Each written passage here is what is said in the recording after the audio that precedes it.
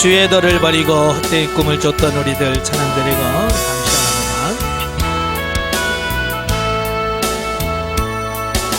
주의 덕을 버리고 헛된 꿈을 쫓던 우리들 거짓과 교만한 마음을 용서하여 주소서. 하나님의 긍휼로 부끄러운 우리 삶을 덮어주소서. 우리의 소망 우리의 구원 주께 간구합니다. 성령의 불로 나의 맘을 태워주소서. 성령의 불로 나의 영혼 새롭게 하소서. 심한 고난을마다 살 소망까지 끊어지고 죽음과 같은 고통에서 주를 보게 하셨네. 용서받을 수 없는 나를 위해 십자가에 달리셨으니 주 사랑에서 그 어느 누구도 끊을 수는 없으니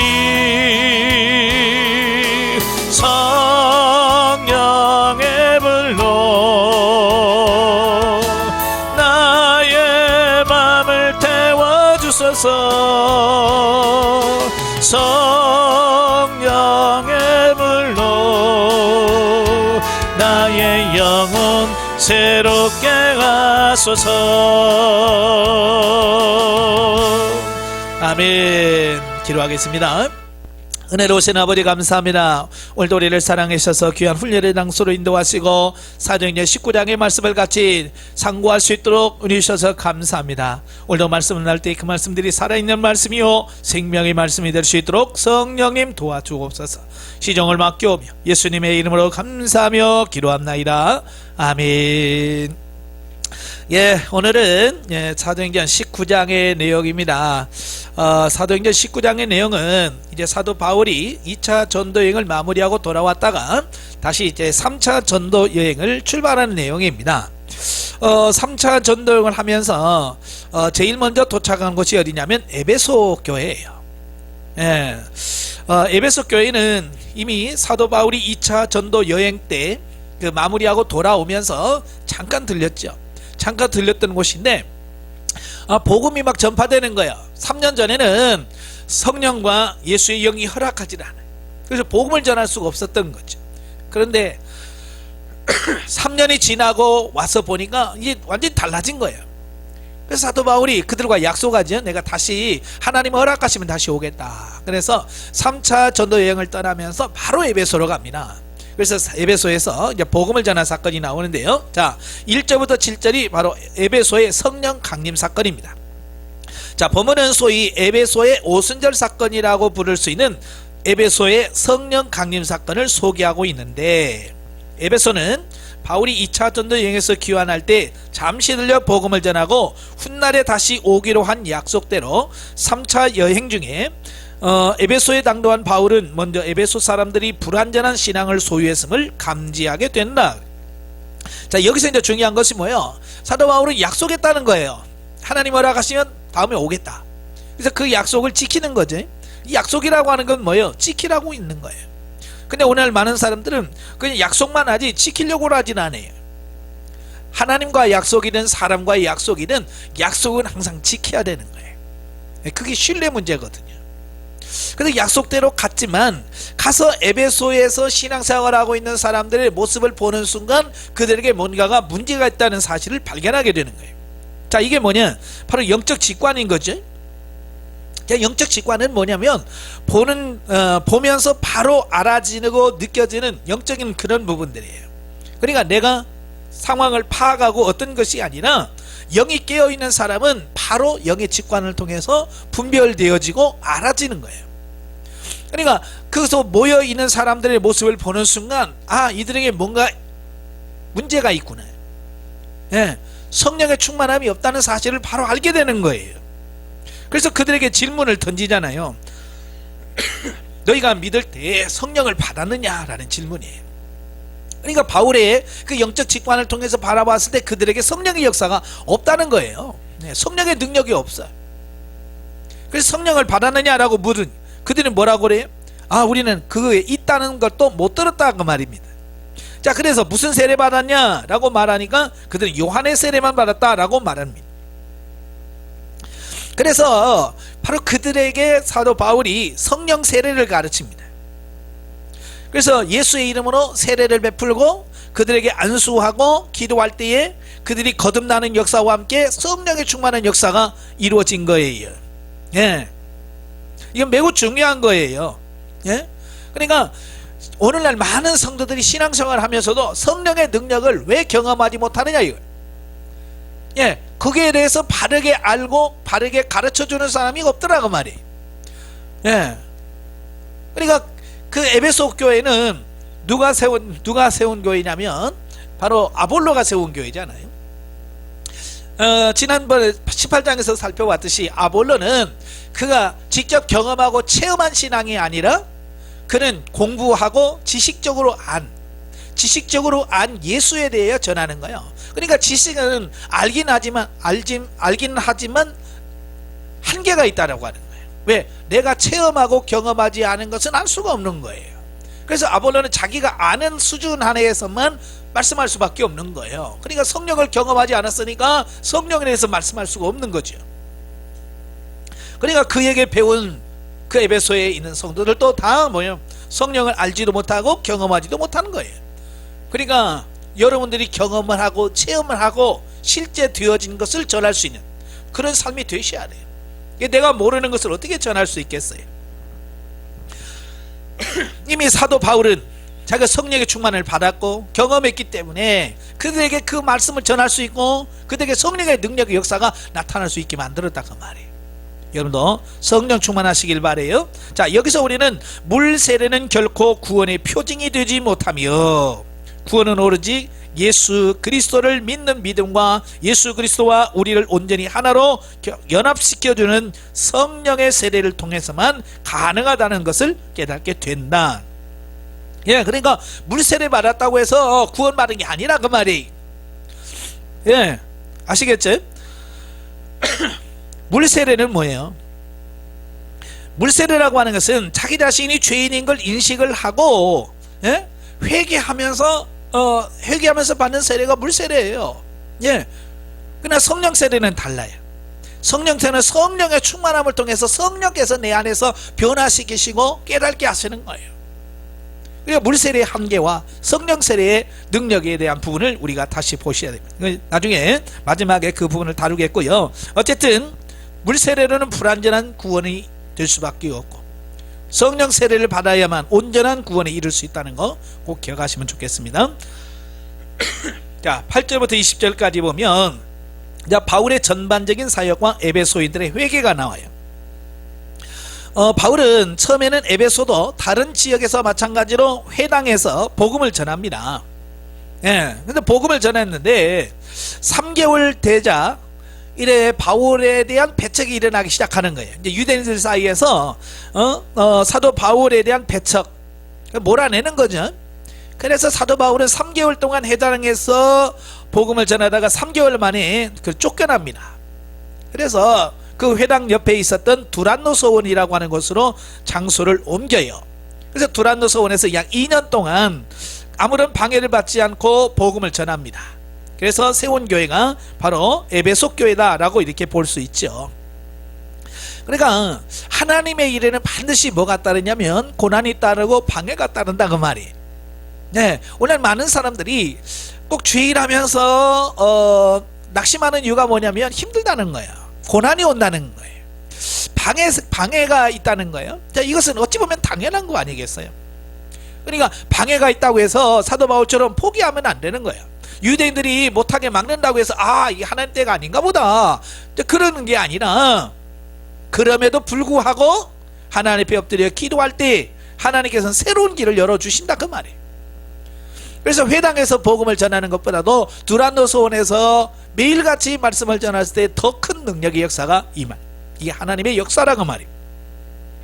11절부터 12절에 보면 바울이 하나님의 능력을 힘입어서 치유와 축사의 이적을 행하였는데, 자, 여기서 치유와 축사의 이적은 예수 그리스도의 메시아적 사명, 곧 이 세상에서 악의 세력을 축출하고 온전한 하나님의 나라를 건설하는 일과 하나님 나라 확장을 위한 복음을 전하는 데 큰 성과를 거두게 된다. 그러니까 사도 바울이 에베소에서 사역을 하는데 사울의 손을 통해서 희한한 능력이 나타나는 거예요.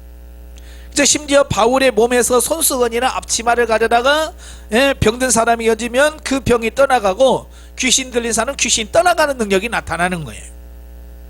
자, 이렇게 이런 신비적인 기적들이 나타난다고 하는 것은 뭘 의미하냐면 하나님이 지금 살아 역사하신다는 뜻이에요. 예. 그러니까 그 예수님 누가복음에 보면 27장 21절 22절에 보면, 자, 그 세례 요한이 붙잡히죠. 그래서 감옥에 있다가 예수님 앞에 제자를 보내요. 제자를 보내면서 뭐라고 말하냐면, 정말 당신이 정말 성경에서 오시겠다고 약속하신 그분이 맞습니까? 아니면 우리가 다른 사람을 기다려야 됩니까? 라는 질문을 던져요. 그러니까 세례 요한도 처음에는 예수님이 메시아라는 걸 알았잖아요. 인정했어요. 그런데 예수님께서 하시는 그 삶을 보면 자기가 기대했던 것과 많이 다른 거예요. 예. 그래서 요한도 의심이 생기는 거예요. 그래서 제자들에게 정말 당신이 메시아냐라는 질문을 던지는 거죠. 그때 예수님께서 뭐라고 말씀합니까? 가난한 자들에게 복음이 전파되고 병든 자가 낫고 포로된 자가 자유함을 얻고 귀신이 떠나간다. 이걸 너희들이 본 그대로 가서 요한에게 전해라 라고 말씀하는 거예요.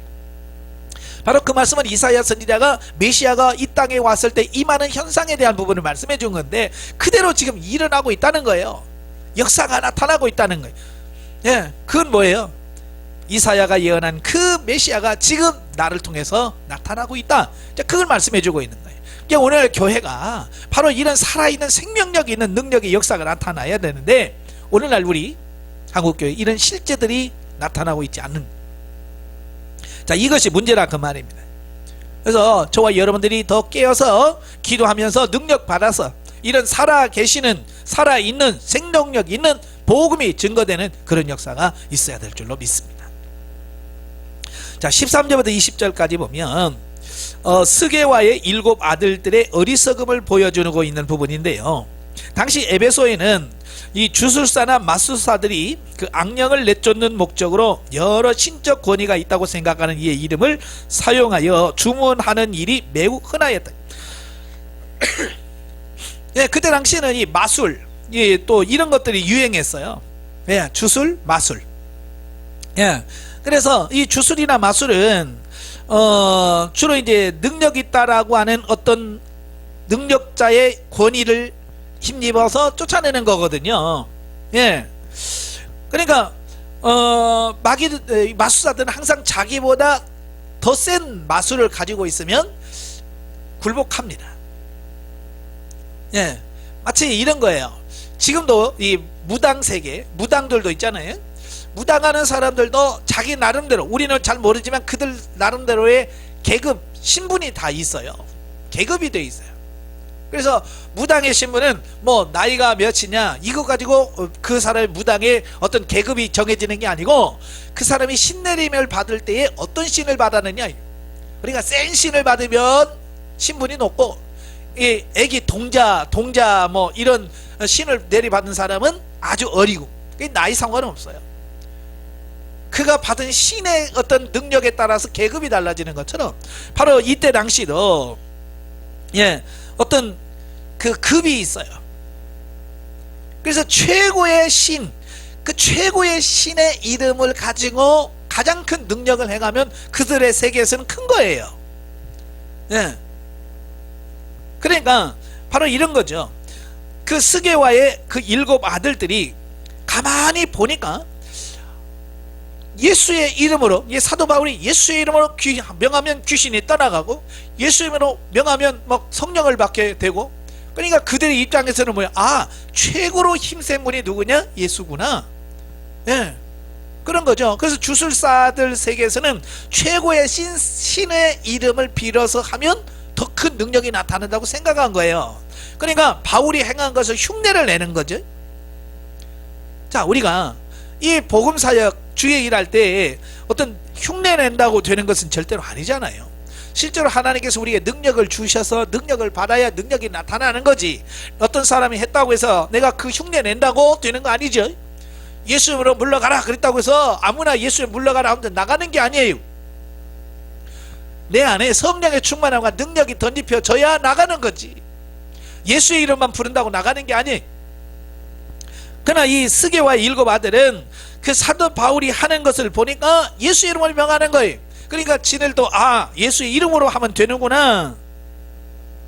그래서 그들이 흉내를 내서 마귀의 이름으로 귀신을 축출하려고 합니다. 그러니까 귀신들이 뭐라고 그래? 야, 나는 바울도 알고 예수도 아는데 넌 누구냐?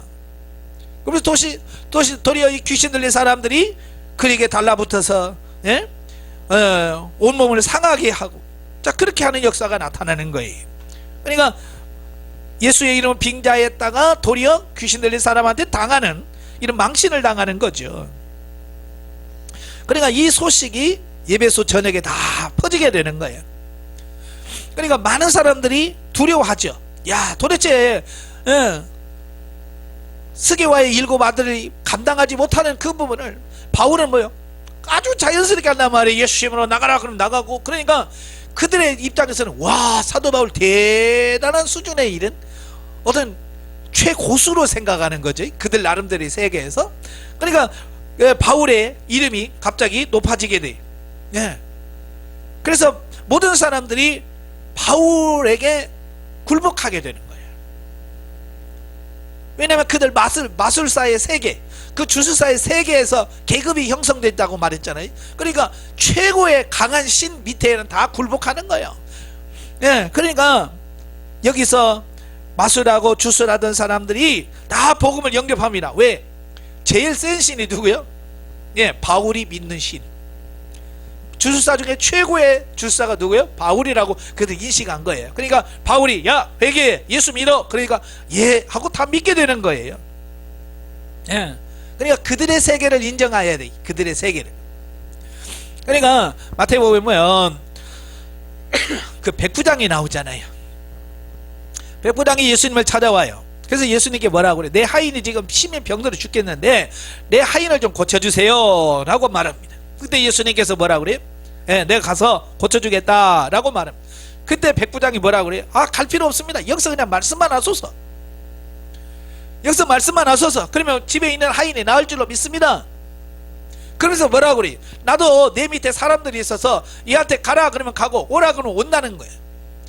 그러니까 백부장을 보니까 하찮은 자기 인간, 자기 백부장도 오라고 하면 오고 가라면 가는데 당신은 만왕의 왕 메시 아니냐? 여기서 명령만 하면 될 건데 뭐 굳이 거기까지 갑니까?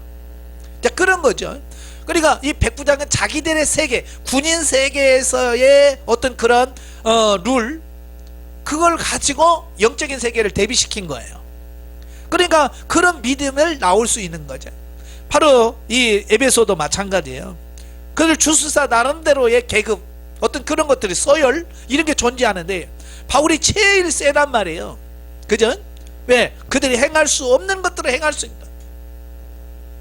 그러니까 제일 센 사도 바울이 예수 믿어라 하고 복음을 말하니까 그들이 다 받아들일 수밖에 없었던 거죠. 그래서 그들이 마술하고 주술하는 책을 다 불태우고 예수님을 믿게 되는 거예요. 그래서 에베소에서의 복음은 날로 흥왕하였고 주변 다른 지역들까지 복음이 널리 전파되는 역사가 있어요. 참 그러니까 하나님이 하시는 방법은 대단한 거예요. 이게 사람의 생각으로 어떻게 할 수 없는 거예요. 오늘날도 마찬가지예요. 우리 육신의 생각으로 판단하지 말고 하나님께서 하시는 방법을 보면서 그 방법에 순종할 줄 아는 우리가 되어야 된다 그 말입니다. 자 19절부터 21절부터 22절까지 보면 바울의 전도 계획입니다. 자 보면은 바울은 에베소에서의 사역이 성공을 합니다. 그 2년 반 동안 머물면서 아주 에베소 교회가 잘 형성이 돼요. 그럴 때 사도 바울은 새로운 전도 여행을 계획합니다. 참 여기서 보면 바울의 그 복음에 대한 열정, 보통 사람들은 자꾸 안주하려고 하는 성향을 가지고 있거든요. 그러니까 어떤 사역을 하다가 어느 단계에 이르게 되면 이제 편하잖아요. 모든 자리가 잡히면 쉽게 돌아간단 말이에요. 그러면 거기서 남은 여생을 여기서 편안하게 이렇게 살면 좋겠다 라고 생각할 수 있다 그 말이에요. 교회도 마찬가지죠. 자기 교회를 개척해서 어느 수준에 이르러서 성도들도 모이고 재정적으로 자립을 하면 많은 목사님들이 뭐라고 생각해요? 이제 여기서 내가 죽을 때까지 편안하게 목회해야 되겠다라고 머문다는 말이에요. 그런데 바울은 그렇게 어떤 평안한 어떤 이런 것을 꿈꾸지 않아요. 어느 정도 자리 잡았을 때 어떻게 해요? 또다시 도전하는 거예요. 다른 데 가서 복음을 전해야 되겠다, 복음이 전파되지 않은 곳에 가서 복음을 전해야 되겠다라고 하는 또 다른 계획을 세운다고 말이에요. 오늘 우리가 이 사도 바울의 이 전도에 대한 열정, 하나님의 일에 대한 열정을 우리가 본받아야 될 줄로 믿습니다. 여러분도 마찬가지예요. 평신도라고 그냥 한 교회에서 편안하게만 안정된 살려고만 하지 말고 좀 뭔가 하나님을 위해서 도전할 수 있는 삶이 되셔야 돼요. 도전. 쉽게 말하면 여러분이 섬기는 교회가 어느 정도 안정이 되고 자리를 잡았으면 그 교회에서 안정된 신앙생활을 하려고 하지 말고 새롭게 어떤 개척을 하든지 또 새로운 미지의 세계에 가서 복음을 전하든지 이래서 좀 복음 확장하는 일에 좀 힘써야 되지 않을까라고 하는 거예요. 그래서 사도 바울은 전도 계획이 뭐냐면 2차 전도 여행 당시 들렸던 마게도냐와 아가야 지방을 들려서 2차 전도 여행에서 귀한 때와 마찬가지로 고린도의 그 갱그리아 항구에서 출항하여 예루살렘으로 갔다가 다시금 로마로 가고자 하는 것이었어요. 그러니까 사도 바울은 이 3차 전도 여행을 마무리하고 예루살렘에 갔다가 다시 로마로 가서 이제 복음을 전하려고 했다라고 하는 거예요. 자, 그러면 여기서 사도 바울이 왜 예루살렘 교회로 다시 가려고 했는가? 바로 로마로 가지 왜 예루살렘으로 가는가? 그 이유는 두 가지예요. 자기가 3차 전도 여행 결과를 보고하는 거고 또 하나는 그 마게도냐와 아가야 지방 여러 교회에서 모은 구제 헌금이 있어요. 예루살렘 교회를 돕고자 하는 그 헌금이 있어요. 그 헌금을 가지고 가서 그 예루살렘 교회에다가 드리고자 하는, 전달하고자 하는 이런 부분이었어요. 그러니까 이때 당시만 해도 예루살렘 교회는 굉장히 어려움을 겪었어요. 유대인들로부터 핍박이 있죠. 또 팔레스타인 지역의 여러 가뭄이라든지 여러 상황 때문에 굉장히 어려운 상황이었어요. 바로 그 소식을 들은 마게도냐 교인들이 우리도 돕자. 그래서 고린도 교회, 또 데살로니가 교회, 빌립보 교회 여러 교회들이 스스로가 우리가 구제헌금을 하자. 그래서 나름대로 헌금을 하기로 작정을 한 거예요. 그래서 그 헌금을 사도 바울이 예루살렘 교회에다가 전달하려고 하는 목적인, 그래서 3차 전도여행을 다시 예루살렘으로 돌아가려고 했다라고 하는 거죠. 그런데 여기서 바울이 분명히 밝히죠. 자기는 로마까지 가야 되겠다. 자, 로마로 가고자 하는 이유가 뭐냐? 자, 로마는 유럽 전도의 전초 기조로 개척하고 로마 교회의 도움을 받아서 유럽 전도 여행을 떠나고자 함이었다. 그러니까 당시 로마 제국의 수도, 그 로마의 엄청난 제국의 수도가 뭐냐면 로마예요. 그러니까 그때 당시, 지금도 마찬가지입니다만은 모든 길이 로마로 통한다고 할 만큼 그때 당시에는 모든 것이 경제, 정치, 뭐 모든 게 다 로마로 직결된. 그러니까 이 로마에서 복음이 전파되는 것이 전 세계로 복음이 증거되는데 가장 빠른 길이라는 것을 바울은 안 거예요. 예. 왜냐하면 거기서 상인들도 오죠, 물건 사러도 오죠, 또 나가죠, 들어오죠. 그러니까 사람들이 많이 교류하다 보니까 자연적으로 복음이 확산될 수 있는 어떤 여지가 있는 거예요. 그래서 사도 바울은 그 로마로 가서 복음을 전하려고 했다라고 하는 거예요. 그리고 로마 교회를 세운 다음에 로마 교회에서 도움을 주면 그 돈을 가지고 저 서바나는 어디냐면 지금으로 보면 스페인이에요. 그때 당시 스페인은 보통 사람들이 그 유럽의 끝부분이거든요. 거기 이제 대서양이 있잖아요. 그러니까 그 서바나가 땅끝으로 이해를 한 거예요. 예, 그래서 서바나까지 가서 복음을 전해야 사도 바울은 자기 사명을 다할 거라고 생각한 거예요.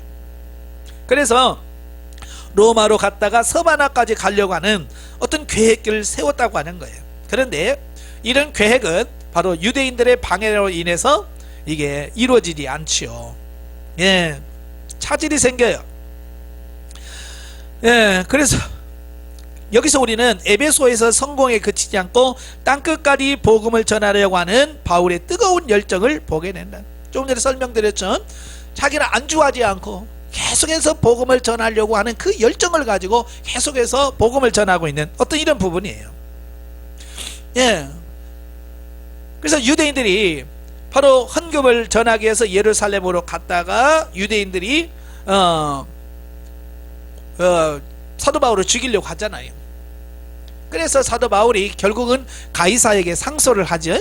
예, 로마 시민권을 가지고 있기 때문에 그는 상소를 합니다. 그래서 그가 죄수의 몸으로 로마로 호송이 되게 되고, 그래서 결국 그가 원했던 로마까지 와서 복음을 전하게 돼요. 그러니까 사람의 계획과 하나님의 계획은 다른 거고요. 사람들이, 그 유대인들이 아무리 바울을 박해하고 죽이려고 해도 하나님의 뜻이 아닌 이상 어때요? 예, 막을 수가 없는 거예요. 자, 이걸 우리가 믿으셔야 돼요. 하나님의 뜻이라면 그 누구도 막을 수 없다라고 하는 거예요. 그래서 여러분들이 하나님의 뜻을 이룰 때 이런 확신을 가지고 소망 가운데 달려갈 수 있어야 됩니다. 자, 네 번째 단락은 이제 23절 41절까지인데요. 이제 에베소의 은장색들의 소요 사건이 나와요. 자, 보면은 20절에 이어지는 부분으로서 바울이 에베소에서 성공적인 전도 사역을 수행하고 있을 즈음에 발생한 은장색들의 과의 충돌 사건을 소개하고 있습니다. 여기서 은장색이라고 하는 게 누구냐면 금이나 은, 뭐 동 이런 걸로 가지고 우상을 만들거나 그 신전에 쓰는 물건들을 만들어서 파는 어떤 그런 사람들을 말합니다. 그러니까 예를 들면 어디 절간이라든지 그 앞에 가면 불교 용품 파는 데 있죠. 그래서 뭐 등을 판다든지 초를 판다든지 향을 판다든지 뭐 절에 어떤 부처 상을 돌로 만들어서 판다든지, 자, 이런 거죠. 바로 이런 사람들이에요. 그러니까 그 사람들은 뭐 신전 앞에서 물건을 팔아야 그들이 잘 살 수 있단 말이에요. 예, 23절 27절에 보면 소동의 원인을 언급하고 있는데, 이 본래 에베소는요 그 아데미 여신에 대한 숭배가 대단합니다. 이 아데미라고 하는 신의 여신을 숭배하는 그 신전이 있어요. 그 신전의 길이가 120m, 넓이가 60m가 되는 엄청나게 큰 신전이 있어요. 그러니까 그 신전이 있다 보니까 그 신전을 찾는 순례객들이 엄청나게 많겠죠. 예, 우리나라도 마찬가지죠. 이 절이 크면 어때요? 절에 찾아오는 사람들이 많죠. 그만큼 많이 찾아오는 사람이 많다라고 하는 것은 뭐예요? 그만큼 돈벌이가 많다 그 말이에요. 그러니까 그 때문에 이곳에는 아데미 신상이나 신전의 모형을 제작해서 파는 사업이 번창했다 그 말입니다. 그런데 바울이 에베소에 와서 복음을 전하고 예수 믿는 사람이 점점 많아지면서 우상은 헛것이다, 우상에 제사 드리는 것 이거 다 죄 짓는 거다, 우상을 내려놓고 하나님을 섬겨라라고 복음을 전한 거예요. 그러니까 그 성사람들이 예전에는 아데미 신을 많이 섬겼기 때문에 장사가 잘 됐어요. 근데 바울이 들어오면서부터 이제 장사가 안 되네. 왜? 예수 믿는 사람이 많아지니까. 그러니까 은장세계 입장에서는 어때요? 굉장히 경제적 타격을 입는 거죠. 예? 장사가 되어야 사는데 장사가 안 되니까 타격을 입게 돼 있어요. 그러니까 그 은장세계 대표라고 할 수 있는 이 데메드리오가 그 같은 직종의 사람들을 다 선동합니다. 야, 이 바울 때문에 우리가 망하게 됐다. 바울을 쫓아내자. 예, 그래서 소요를 일으키는 거예요. 데모를 일으키는 겁니다. 예, 그래서 이 데메드리오가 사람들을 선동해서 바울을 대적하게 된 표면적 이유는 뭐냐면 바울의 복음 전도로 인하여 그들이 섬기는 아데미 신의 권위가 떨어졌다고 하는 거예요. 예, 우리가 섬기는 신의 권위가 떨어졌다. 바울 때문에. 그러니까 바울을 몰아내야 된다는 겁니다. 그러니까 표면적 이유는 그럴싸한데 사실은 그게 아니잖아요. 뭐 때문에 생긴 거예요? 돈 때문에 생긴 거죠. 돈벌이가 안 되니까.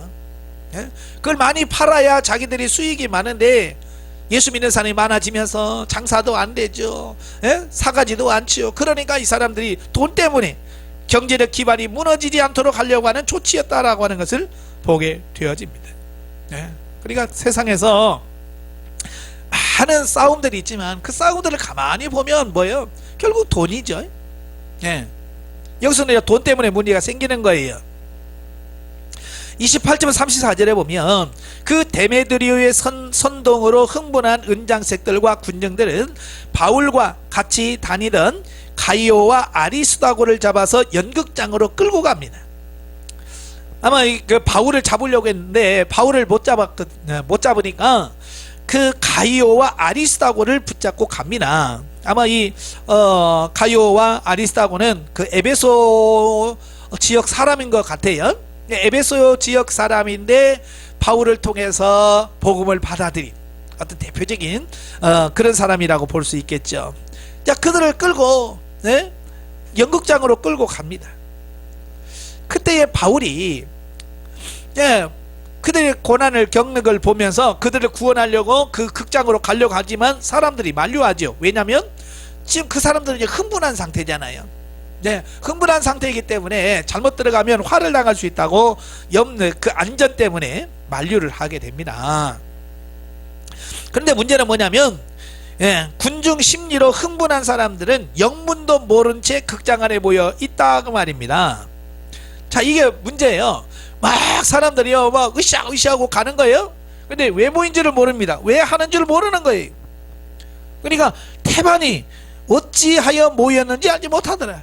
그냥 군중 심리에 의해서 으쌰으쌰 하니까 가서 막 하는 거죠.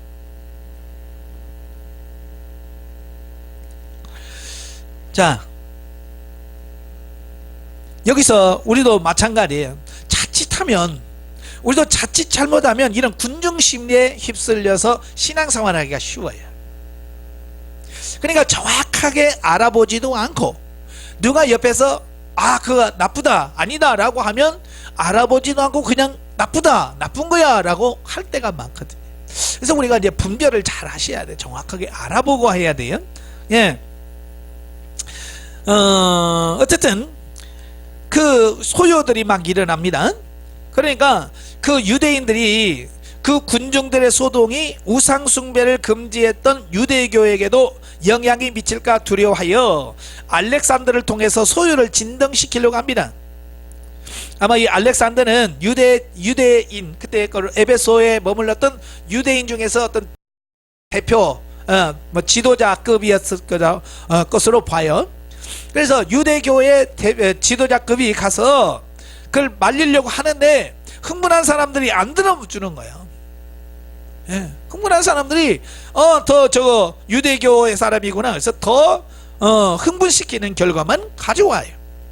자, 여기서 우리는 맹목적인 종교심이 낳은 무지, 그죠? 뭐가 진리며 뭐가 생명을 주는 종교인지를 알려고 하는 어떤 그런 것이 없이 그저 군중 심리에 의해서 휩쓸리는 그들의 무지와 에베소 내에서의 무기력한 위치에 있었던 유대교의 실상을 잘 알 수 있다.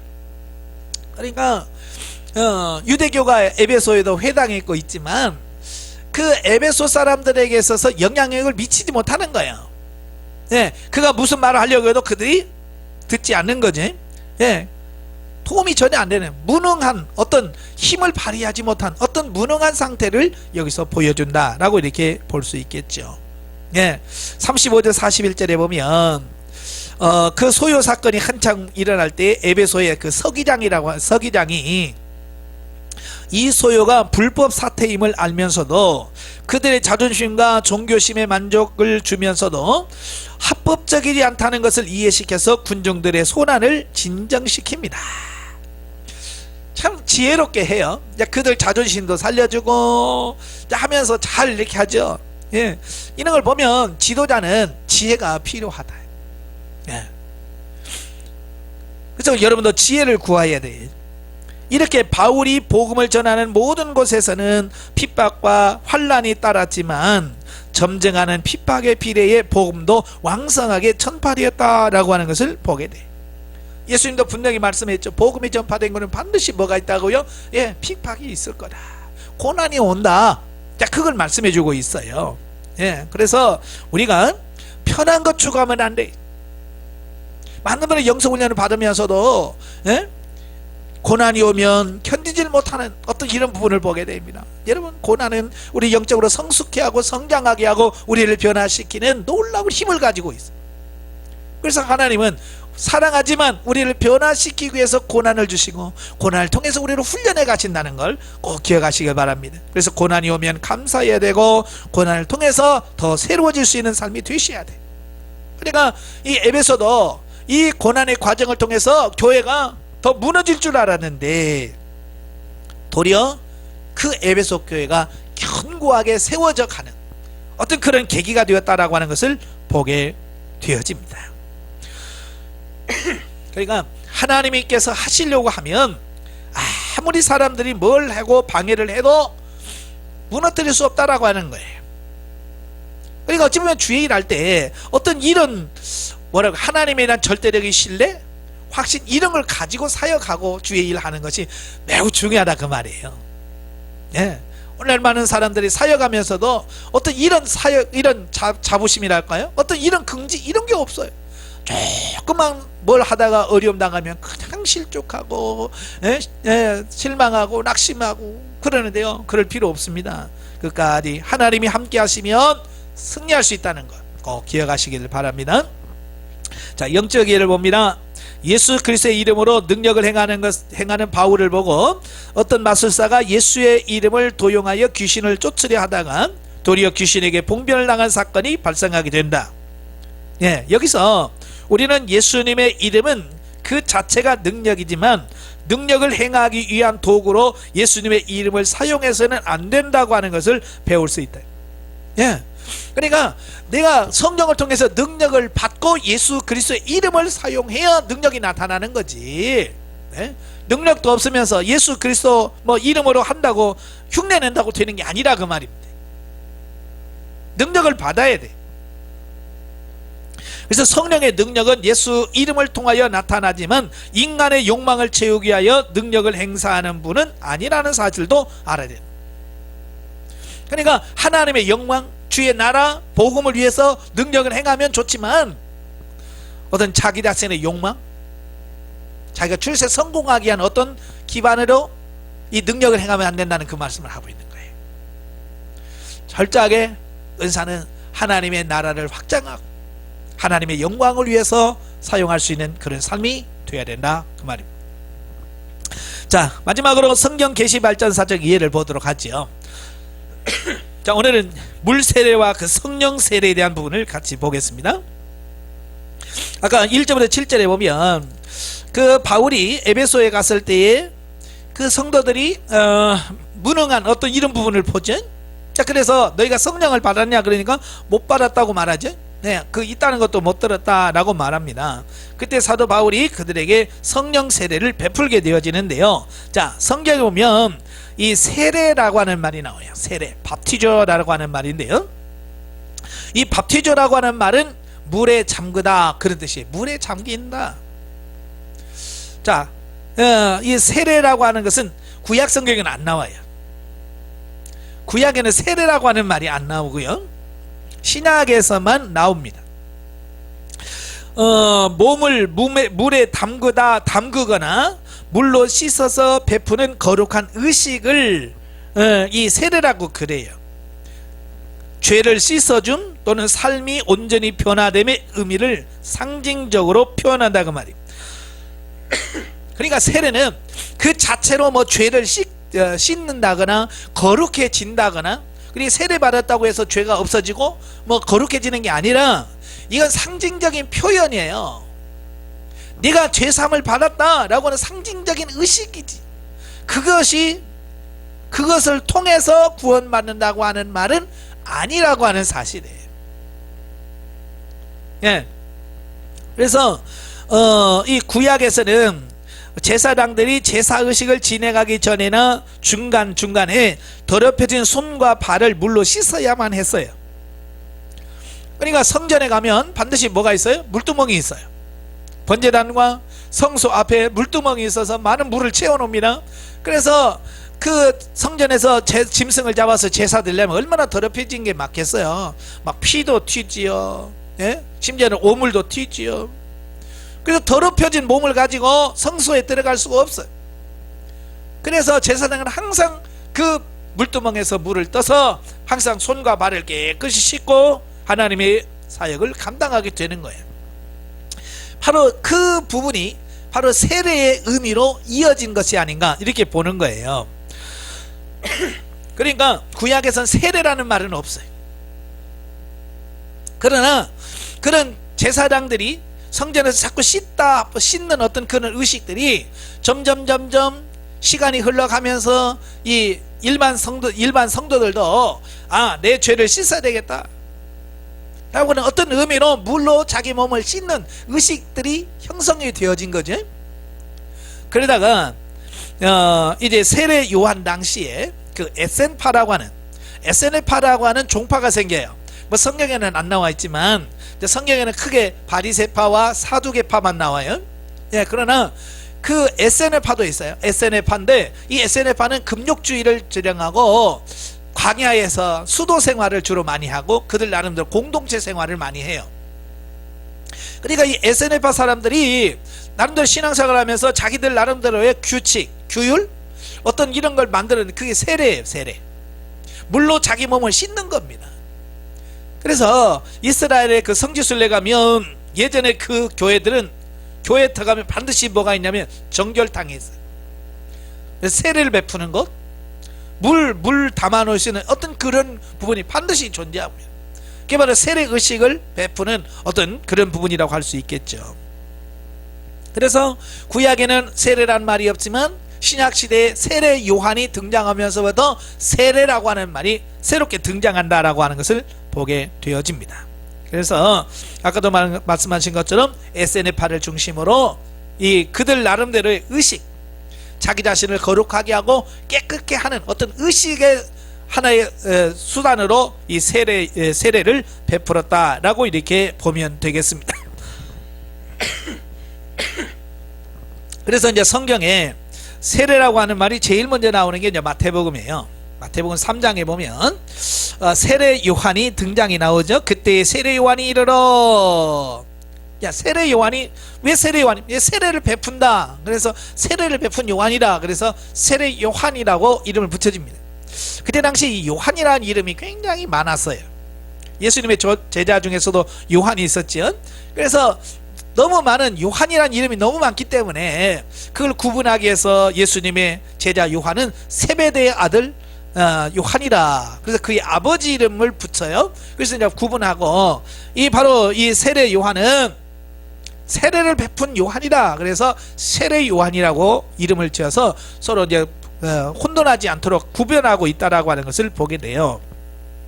자, 그래서 요단강가에서 나타나서 많은 사람들에게 회개하라고 세례를 베풀면서 회개를 촉구하죠. 네, 세례를 받으라, 회개하고 합당한 열매를 맺으라 라고 하면서 그들에게 세례를 베풀어서 죄를 씻게 하는 어떤 이런 부분들을 보게 됩니다. 예. 그래서 세례 요한이 요단강에서 세례를 베풀었고요. 이제 13절부터 17절까지 보면 예수님도 세례 요한에게 세례를 받으셨더라 그 말이에요. 이때 예수께서 갈릴리로부터 요단강에 이르러 요한에게 세례를 받으려 하시니 요한이 말려 이르되 내가 당신에게 세례를 받아야 할 터인데 당신이 내게로 오시나이까. 예수께서 대답하여 이르시되 이제 허락하라. 우리가 이와 같이 하여 모든 의를 이루는 것이 합당하니라 하시니 이에 요한이 허락하는지라. 자, 예수님도 세례를 받으셨어요. 사실 예수님은 세례 받을 필요가 있어요, 없지요? 왜냐하면 원래 세례는 죄 많은 사람이 자기 죄를 씻기 위해서 받는 게 세례인데, 예수님은 완전하신 분, 죄가 없으신 분이에요. 그런데도 그가 세례를 받으셨다고 말입니다. 왜 세례를 받으셨을까? 이건 뭐냐면 죄인을 속하시려 이 땅에 오신 예수님이 스스로 죄인의 자리에 들어가신 것을 말합니다. 예, 예수님이 죄가 없지만 우리 죄인은, 우리 인간을 구원하기 위해서 스스로 죄인으로 들어가는 거예요. 예, 그래서 죄인으로서 죄인이 되시고 스스로 세례를 받으셨다라고 하는 거예요. 이게 뭐냐? 이게 하나님의 뜻을 이루는 거예요. 예, 그러니까 요한이 예수를 보자마자 내가 도리어 당신에게 세례를 받아야 되는데 어떻게 내가 세례를 베풉니까? 그러니까 뭐라고 그래요?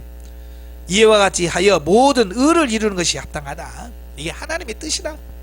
그러니까 요한도 더 이상 할 말 못하고 예수님께 세례를 베푸는 것을 보게 되죠. 그러니까 예수님이 세례를 받으셨다라고 하는 것은 뭡니까? 세례도, 물세례도 굉장한 의미가 있다라고 하는 거예요. 그러니까 무시해도 된다는 말이 아니에요. 물세례는 물세례 나름대로의 의미가 있고요, 성령세는 성령세로 의미가 있다라고 하는 것을 말씀해 주고 있어요. 그 다음에 세 번째가 마태복음 3장 11절이에요. 예, 3장 11절에 보면 나는 너희에게 회개하게 하기 위하여 물로 세례를 베풀거니와 내 뒤에 오시는 이는 나보다 능력이 많으시니 나는 그의 신을 들기도 감당하지 못하겠느라. 그는 성령과 불로 너희에게 세례를 베푸실 것이요. 그래서 자, 이건 누가 한 말이냐면 세례 요한이 하는 거예요. 그러니까 세례 요한은 물세례에 한계가 있다는 것을 알게 해요. 예, 그래서 뭐예요? 이건 회개를 하려고, 회개하도록 하기 위해서 내가 물로 세례를 베푼다는 거야. 그러니까 물세례는 물세례 받았다고 해서 죄가 없어지는 게 아니라 회개하도록 하기 위한 과정으로 물세례를 거치는 거예요. 그러면서 요한은 뭘 아느냐? 이건 과정이고 한계가 있다는 것을 알게 되는 거예요. 그래서 진정한 세례는 뭐냐? 물세례가 아니라 불과 성령으로 베푸는 세례, 이것만이 완전한 세례라고 세례 요한은 알고 있는 거예요. 근데 그건 누가 하느냐? 자기가 하는 게 아니라 내 뒤에 오시는 그분, 메시아가 할 거다. 예. 나는 그분의 길을 여는 자로서, 그냥 회개, 그분의 길을 예비하는 자로서 회개만 할 뿐이지 정말 그 사역은 내 뒤에 오시는 메시아가 할 거다라고 말씀해 주고 있어요. 네, 바로 세례 요한이 말씀했던 그 성령 세례, 그 성령 세례는 예수님께서 하시는 거죠. 자, 마태복음 28장 19절부터 20절에 보면 예수님께서 마지막 공생의 생활을 마무리하시고 승천하시죠. 승천하시면서 제자들에게 지상 명령을 해요. 그러면서 19절 20절에 보면 그러므로 너희는 가서 모든 민족을 제자로 삼아 아버지와 아들과 성령의 이름으로 세례를 베풀고 그랬죠. 자, 물세례도 베풀어야 되나요? 안 해야 되나요? 해야 됩니다. 예, 예수님께서 분명히 말씀했잖아요. 성부와 성자와 성령의 이름으로 세례를 베풀라. 이 물세례도 하나님께서 우리에게 명령하신 부분이에요. 예, 그러니까 물세례는 이거 필요 없어, 성령 세례만 필요, 이게 아니라고 말입니다. 분명히 말씀합니다. 물세례도 필요해요. 그래서 예수님도 물과 성령으로 성부와 성자와 성령의 이름으로 세례를 베풀라라고 명령하신 거예요. 그래서 교회는 반드시 성례, 이 물세례를 베풀어야 되는 거예요. 그러나 중요한 것은 뭐냐? 물세례로 끝나면 안 된다는 거예요. 이게 아시겠죠? 예수님도 물세례를 받으셨고 물세례를 줘라 라고 명령을 하셨어요. 그러나 그 물세례 수준으로 끝나라고 말씀하고 있지는 않아요. 그 뒤에, 물세례 뒤에 뭐가 있다고요? 성령 세례가 있다. 그 성령 세례를 받아야 된다. 그게 세례 요한이 말씀하신 거고 예수님도 말씀하신 부분이에요. 그 성령 세례가 구체적으로 실제 되어진 게 언제냐? 바로 우리가 잘 아는 사도행전 2장이에요. 오순절 성령 강림 사건. 오순절 성령 강림 사건을 통해서 모인 그들이 그곳에 성령이 충만해서 다 성령의 충만한 역사가 임했어요. 이거 뭐야? 성령 세례를 통해서 그들이 성령으로 새롭게 바뀌어지는 걸 말합니다. 여러분, 요한이 물세례 안 받았겠어요? 베드로가 안 받았겠어요? 여러분, 베드로, 야고보, 요한, 이 사람들은 다 누구의 제자였냐면 세례 요한의 제자였어요. 예수님 만나기 전에 세례 요한의 제자였어요. 세례 요한의 제자였다면 분명히 그들에게 물세례 받았을 거예요. 그죠? 요한에게 물세례 받았을 거예요. 그러나 그들에게는 뭐가 없었어요? 성령의 세례가 임하지 않은 거예요. 그런데 오순절날 성령 세례를 받으니까 어떻게 돼요? 변화가 되는 거예요. 베드로가 바뀌어지고 요한이 바뀌고 다 바뀌는 거예요. 본질적인 변화는 물세례가 아니라 성령 세례를 통해서만 이루어지더라. 그걸 말씀해 주고 있는 거예요. 그래서 오순절에 성령이 강림하고 나서 실제로 변화되는 역사가 나타나게 돼요. 자, 그 성령의 세례는 이제 10장에서도 이제 고넬료의 집에 나타나죠. 베드로가 고넬료 집에 가서 복음을 전합니다. 그러니까 말씀을 전할 때 막 성령이 임하는 거예요. 그래서 성령이 임하는 걸 보고 베드로가 성령이 역사하는데 우리가 물로 세례 주는 거 뭐 이게 문제가 되냐? 그래서 그들에게 성령의 물로 세례를 다 베풀어 줬다 그 말이에요. 어쩌면 고넬료의 집은 성령 세례가 먼저고 물 세례가 나중이에요. 어쨌든 순서야 어쨌든 물 세례와 성령 세례는 같이 받아야 되고 통과되어야 된다라고 하는 것을 말씀해 주고 있는 거예요. 그리고 오늘 본문 19장에 보니까 바로 에베소 교회도 마찬가지죠. 그는 아보로를 통해서 요한의 세례를 받았어요. 회개 세례를 받았어요. 그걸로 끝나면 에베소 교회가 어떻게 사역을 하겠어요? 예? 분명히 요한의 세례를 받았지만 사도 바울이 그들에게 예수 그리스도를 전하고 예수의 이름으로 세례를 받아야 돼, 성령 세례를 받아야 된다라고 말씀합니다. 그래서 그들에게 안수하니까 성령이 임하고 성령의 충만한 역사가 임하고 방언도 열려지는 이런 부분이 나타나게 되는. 자, 이걸 통해서 우리에게 분명히 가르쳐 주는 게 뭐예요? 예, 물세례로 끝나면 의미가 없구나. 물세례에서 반드시 성령 세례까지 가야 된다라고 우리에게 가르쳐 주고 있더라 그 말이에요.